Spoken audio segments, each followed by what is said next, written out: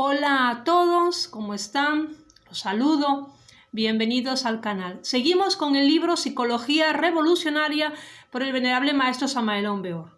Hoy tenemos que leer el capítulo 19, vamos por el 19, que se llama El buen dueño de casa y dice así.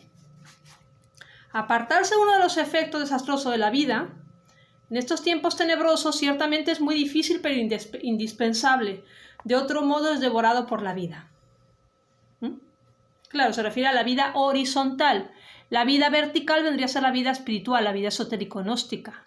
Y la vida horizontal, la vida mundana. El trabajar, comer, comer para trabajar, trabajar para comer, vivir, reproducirse y finalmente morir. No tiene mayor trascendencia. No nos deja nada en el alma, nada que esté orientado hacia el propósito del ser, hacia un propósito profundo. Tenemos que morirnos y otra vez repetir la misma existencia y otra vez nacer, desarrollarse, crecer, casarse, reproducirse, tener hijos, trabajar, finalmente envejecer y morir y otra vez empezar y otra vez y otra vez y otra vez. Esa es la vida horizontal, es la vida que nosotros con la que tenemos que trabajar para hacerla vertical, vivirla vertical dentro de la horizontal. ¿Ok? Seguimos. Cualquier trabajo que uno haga sobre sí mismo con el propósito de lograr un desarrollo anímico y espiritual se relaciona siempre con el aislamiento, muy bien entendido. O sea, aquí dice el maestro, muy bien entendido, no vamos a pensar que es un aislamiento que nos volvamos introvertidos, no, nosotros tenemos que interrelacionar con el mundo, pero aprender a aislarnos sabiamente del mundo cuando es necesario, ¿para qué? Para meditar, orar, reflexionar, porque acuérdense que el segundo choque consciente que tiene que darle la conciencia a las impresiones recibidas en la vida horizontal, se las da con la meditación. El primer choque es en la autoobservación y el segundo choque es en la meditación. Por lo tanto, hay que aprender a meditar. La Gnosis nos enseña cómo. Hay que aprender a relajar el cuerpo físico y hay que aprender a meditar. El que no medita, toda su vida será como un charco superficial. Ya hemos dicho, cuando se seca, ¿qué es lo que queda? La podredumbre, los gusanos, el ego. Hay que aprender a meditar, hay que aprender a orar, hay que aprender a encomendarse al Padre, a encomendarse a los maestros. Hay que aprender a pedir ayuda a la divinidad si es que queremos ser rescatados de este sueño de la conciencia en el que todos estamos sumergidos e hipnotizados. Seguimos pues con el capítulo. Cualquier trabajo que uno haga sobre sí mismo con el propósito de lograr un desarrollo anímico y espiritual se relaciona siempre con el aislamiento muy bien entendido, pues bajo la influencia de la vida tal como siempre la vivimos, no es posible desarrollar otra cosa que la personalidad. Acuérdense que la personalidad es algo que se desarrolla de los 0 a los 7 años en la infancia y que se robustece con el tiempo y las experiencias. Aclarado este punto, seguimos. En modo alguno intentamos oponernos al desarrollo de la personalidad. Obviamente esta es necesaria en la existencia, mas ciertamente es algo meramente artificial, no es lo verdadero, lo real en nosotros. Si el pobre mamífero intelectual equivocadamente llamado hombre no se aísla, sino que se identifica con todos los sucesos de la vida práctica y derrocha sus fuerzas en energías o en emociones negativas y en autoconsideraciones personales y en vana palabrería insustancial de charla ambigua, nada edificante, ningún elemento real puede desarrollarse en él. Fuera de lo que pertenece al mundo de la mecanicidad. Ciertamente, quien quiera de verdad lograr en sí el desarrollo de la esencia, debe llegar a estar herméticamente cerrado.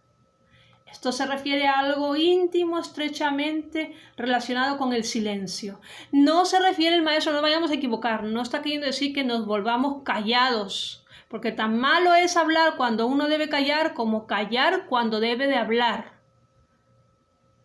El silencio es oro, dice la sabiduría hermética, pero también hay silencios delictuosos, a veces hay que hablar. ¿Y cómo sabemos cuándo hay que hablar y cómo sabemos cuándo hay que callar? Nos lo dice la conciencia. Para eso tenemos que estar en autoobservación y pendientes de cuál es la voz de la conciencia y cuál es la voz del ego. Entonces aquí no nos está diciendo el maestro que tengamos que ser callados, cuando hay que hablar, o introvertidos, no, que hay que guardar silencio, silencio de la mente, hay que parar la charla interior. Y al parar la charla interior dejamos de ser unos charlatanes, unos parlanchines, que a veces parecemos gallinas, que cacareamos todo el día. Parece que estamos cacareando todo el día como gallinas. ¿No han visto a las gallinas cómo cacarean? Todo el santo día cacarean y nunca se cansan. A veces nosotros parecemos gallinas, parlanchines. El esoterista tiene que volverse hermético. Y eso no significa que no tenga que hablar. Pero cuando hable, que hable porque va a decir algo. Hablar poco y decir mucho. Saber hablar y saber callar. Hablar cuando hay que hablar y callar cuando hay que callar. El esoterista no es un parlanchín. El parlanchín derrocha sus energías volitivas, mentales, emocionales. Derrocha sus energías en el verbo mal usado.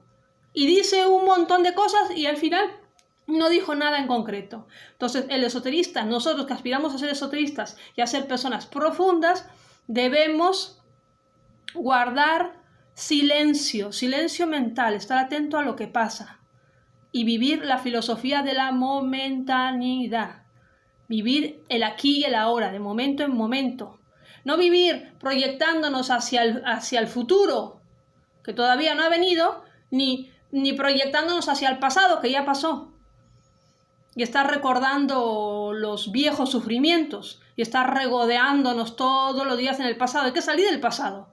Y no hay que proyectarse al futuro, no hay que tener preocupación por el futuro, hay que vivir el presente. Y así es como nosotros aprovechamos esta vida horizontal que todos tenemos, de nacer, crecer, desarrollarse, reproducirse, envejecer y finalmente morir. Aprovechamos, le sacamos partido, de eso se trata, de sacarle partido a la vida, ¿no? Seguimos. La frase viene de los antiguos tiempos, cuando se enseñaba secretamente una doctrina sobre el desarrollo interior del hombre, vinculada con el nombre de Hermes. Si uno quiere que algo crezca en su interior, es claro que debe evitar el escape de sus energías psíquicas. Claro, porque si no, ¿qué va a crecer? Si uno está desarrollando las energías, ¿qué es lo que va a crecer? ¿Qué es lo que va a cristalizar? ¿Qué es lo que va a coagular? Los egos. Seguirá uno coagulando egos nuevos, y engordando o fortaleciendo los viejos egos que tenemos de hace siglos y hasta milenios. ¿Ok? Dice el maestro, cuando uno tiene escapes de energía y no está aislado en su intimidad, es incuestionable que no podrá lograr el desarrollo de algo real en su psiquis. La vida ordinaria, común y corriente quiere devorarnos implacablemente. Nosotros debemos luchar contra la vida diariamente. Debemos aprender a nadar contra la corriente. Ese trabajo va contra de la vida. Se trata de algo muy distinto a lo de todos los días, que sin embargo debemos practicar de instante en instante. Quiero referirme a la revolución de la conciencia. Es evidente que si nuestra actitud hacia la vida diaria es fundamentalmente equivocada, si creemos que todo debe marcharnos bien así porque sí, vendrán entonces los desengaños. Las gentes quieren que las cosas les salgan bien, así porque sí, porque todo debe marchar de acuerdo con sus planes, mas la cruda realidad es diferente. En tanto uno no cambie interiormente, gústele o no le guste, será siempre víctima de las circunstancias. Si uno no cambia interiormente, será víctima de la circunstancia, gústenos o no nos guste. Seguimos. Se dice y se escribe sobre la vida muchas estupideces sentimentales.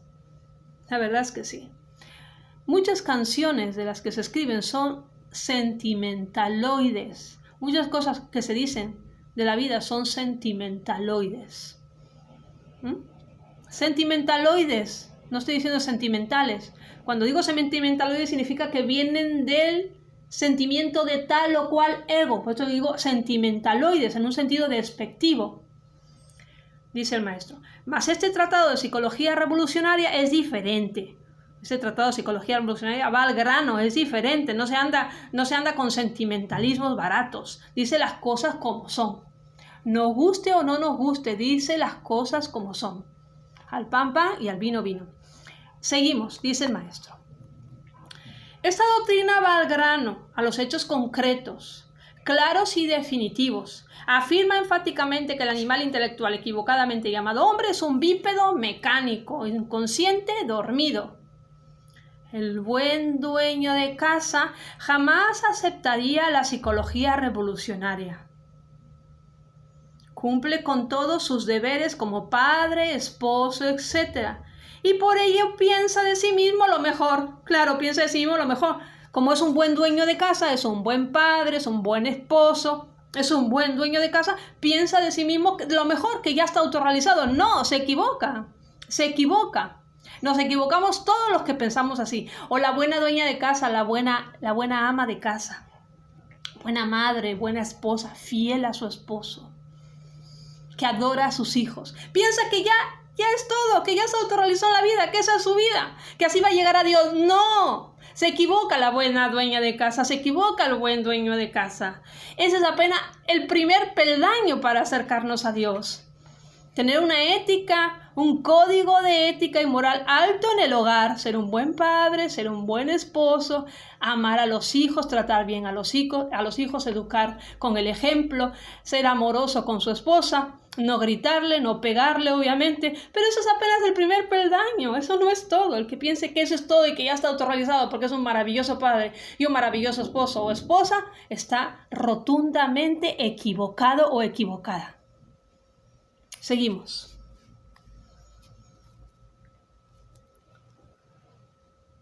El buen dueño de casa jamás aceptaría la psicología revolucionaria. Cumple con todos sus deberes como padre, esposo, etc. Y por ello piensa de sí mismo lo mejor. Empero solo sirve a los fines de la naturaleza y eso es todo. Fíjense, solo sirve a los fines de la naturaleza y eso es todo. Los fines de la naturaleza que quiere que nos reproduzcamos. Somos antenitas receptoras de diferentes tipos y subtipos de energías que provienen del cosmos. Cumplimos nada más los fines de la naturaleza.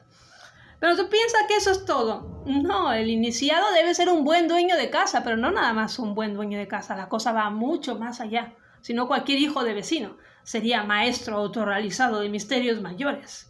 ¿No creen? Seguimos. Por oposición diremos que también existe el buen dueño de casa que nada contra la corriente. Ese sí, ese es el que nosotros queremos ser. El buen dueño de casa que nada contra la corriente. Ese sí nos gusta a las personas que somos revolucionarias, que tenemos anhelos espirituales. Dice el maestro, que no quiere dejarse devorar por la vida. Empero esos sujetos son muy escasos en el mundo, no abundan nunca. Cuando uno piensa de acuerdo con las ideas de ese tratado de psicología revolucionaria, obtiene una correcta visión de la vida. Hasta aquí entonces el capítulo 19. Espero que les haya gustado y que lo llevemos a la reflexión. Hasta la próxima.